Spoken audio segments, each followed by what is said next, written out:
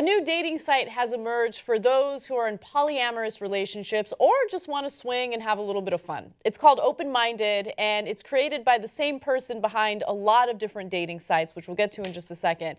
But OpenMinded launched in May, and it seeks to bring the ease and flexibility of online dating to the current underserved world of open relationships. So this is really interesting to me because I always wondered, like, if you're someone who is polyamorous or if you're someone who is into swinging or whatever, like, how do you even approach that? Like, first of all, you guys all got to come up with better names, okay? Polyamorous, I don't know. It sounds weird to me. Like, it sounds like you're trying too hard. What are you? I'm polyamorous. Okay, dude, whatever. All right, and then swinging sounds funny. Yeah. What are you into? I'm into swinging. But what would you call it? I don't know. And then there's the guys who don't mind, you know, there's partners having sex. That's the even funnier word, cuckold. Okay, no, it's not that they don't mind their partners having sex. They get turned on by watching their partners By the way, don't get me wrong. having sex. Bless your heart on all of them. And you guys might be, the swingers, the polyamorous folks are likely right. What does that even mean, right? It means you're more likely to be attuned to the biology of Homo sapiens, right? We are built to be polyamorous to some degree. I'm just being a goofball by asking for a better name. That's all. Okay, but should this service exist? Absolutely. I'm surprised it took this long. Look, I know that there are other ways that you could have gone and tried to find things, but I feel like all of it is nonsense. Like all the adult friend finders and all that stuff, I feel like that's not true, is it? Well, okay, so this is the thing, like, how the hell do you get involved in that community, right? Because it's becoming less and less taboo, but it's still considered taboo. Let's keep it real. It's not part of the mainstream. And so there's like this underground, like, sex community. I like the way you move on it, though. No, but I've always been in the underground sex community. Maybe that's why they're called swingers. Right.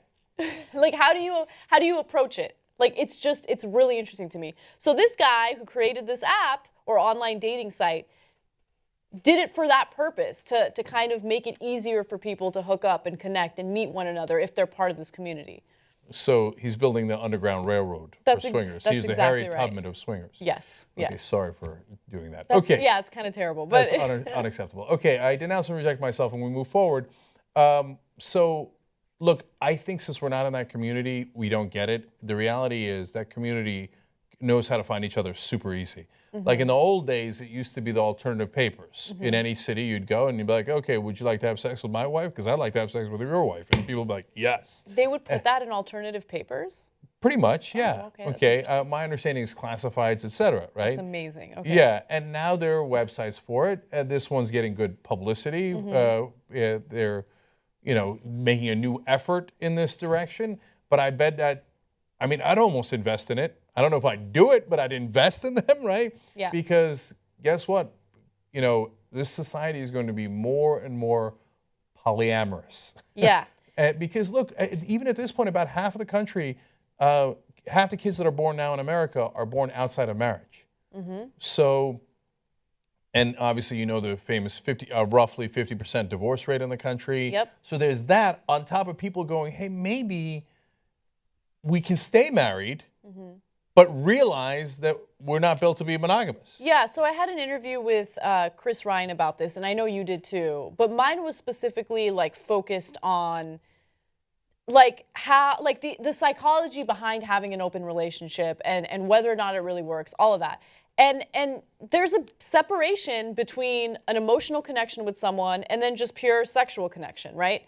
And so there's nothing deeper than that emotional connection. You're still going to want to have sex with other people. Everyone's going to want to have sex with other people. It doesn't matter how much you love your significant other, your wife, your husband, whatever. You want sex with other people. And so that's okay. The question is, how do you overcome the jealousy? How do you, it's not okay in my relationship, if you know what I'm saying. Yeah, see, of course, that's the problem. And no matter how open-minded I try to be, as soon as I think about it in my context, I feel like the most intense rage I've ever felt in my life. In Inside Out, you'd be anger. And you're dressed that way today, too. Totally. And your head exploding. Yes. And so that's our problem, jealousy. We can't get rid of the jealousy, right? Because otherwise, it's the easiest thing in the world. Look, for my whole life, I've been debating people about whether you have to have some sort of emotion involved in sex.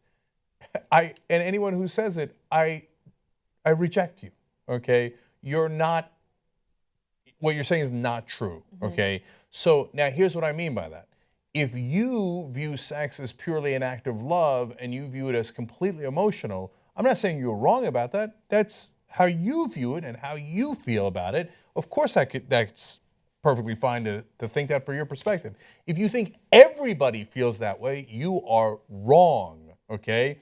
I have had sex with women I did not care about at all. I have had sex with women I disliked and like that sex sometimes better, okay? So you want to judge me? Have at it, Hoss. But you're only judging me because you think your perspective is correct, and I'm here to call bullshit on that. I loved having sex with those women, so you can go ahead and hashtag suck it, okay? So you can tell me your perspective and go monogamous like crazy. Now, the ironic thing here is I'm monogamous, okay? But I chose it. Do you see what I'm saying? Don't put your values on me. I get to do whatever I want, and I get to feel whatever I want during sex. So you're going to come into my head and be like, no, feel love, feel love, feel love, be monogamous. Yeah, all right, piss off. I'm in the middle of sex. So that's my view on it. But as it turns out, I love my wife, and we have a wonderful relationship, and we're super happy this way. Great! That was a choice I made. So, but if you make the choice of being, I feel goofy every time I say polyamorous. Anyway, you want to be in that community? Have at it, Hoss. And anybody who judges you, I got your back.